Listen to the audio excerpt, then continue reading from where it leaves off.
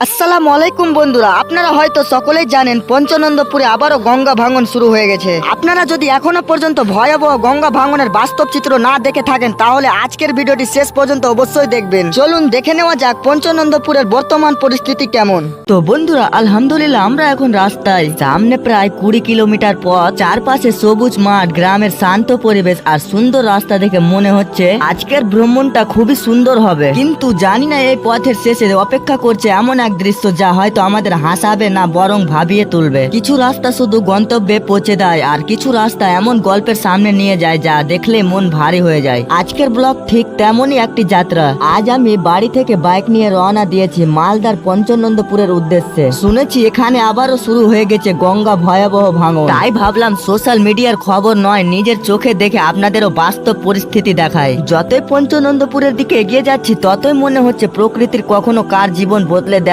সেটা কেউ বলতে পারে না। বন্ধুরা, গঙ্গা ভাঙন শুধু মাটি ভেঙে নিয়ে যায় না, এটি অনেক মানুষের স্বপ্ন, স্মৃতি আর বছরের পর বছরের পরিশ্রম কেড়ে নিয়ে যায়। এমন পরিস্থিতিতে যে কোনো মানুষের মনকে ভারী করে দেয়। যেসব পরিবার প্রতিদিন ভাঙনের আতঙ্কে দিন কাটাচ্ছেন তাদের কষ্ট সত্যি ভাষায় প্রকাশ করা কঠিন। আল্লাহ তাআলা তাদের সবাইকে হেফাজত করুন এবং এই কঠিন সময় সহজ করে দিন। বন্ধুরা, আপনারা হয়তো খবরের মাধ্যমে দেখেছেন সম্প্রতি আসামের বিভিন্ন এলাকায় ভয়াবহ বন্যা হয়েছে, হাজার হাজার মানুষ ক্ষতিগ্রস্ত হয়েছেন। আর ওখানে গঙ্গার ভাঙন নতুন করে মানুষের মধ্যে আতঙ্কিত সৃষ্টি করেছে। একদিকে বন্যা, অন্যদিকে নদী ভাঙন। প্রকৃতির এই রূপ সত্যি খুবই কষ্টদায়ক। আল্লাহ তাআলা সবাইকে হেফাজত করুন, আমিন। তো বন্ধুরা, আমরা এখন মোথাবাড়ি বাবলা এলাকা পার করে আস্তে আস্তে গীতা মোড়ের দিকে এগিয়ে যাচ্ছি। আপনারাও যদি কখনো পঞ্চনন্দপুরের গঙ্গা ভাঙন দেখতে আসতে চান তাহলে গীতা মোড় থেকে বাম দিকে রাস্তায় ঢুকে সোজা এগিয়ে যাবেন। এই রাস্তা ধরে কিছু দূর গেলেই সরাসরি পঞ্চনন্দপুরে পৌঁছে যাবেন। চারপাশে সুন্দর গ্রামীণ পরিবেশ আর সবুজ প্রকৃতির মধ্য দিয়ে এই রাস্তা আপনাকে নিয়ে যাবে গঙ্গার সেই ভাঙন কবলিত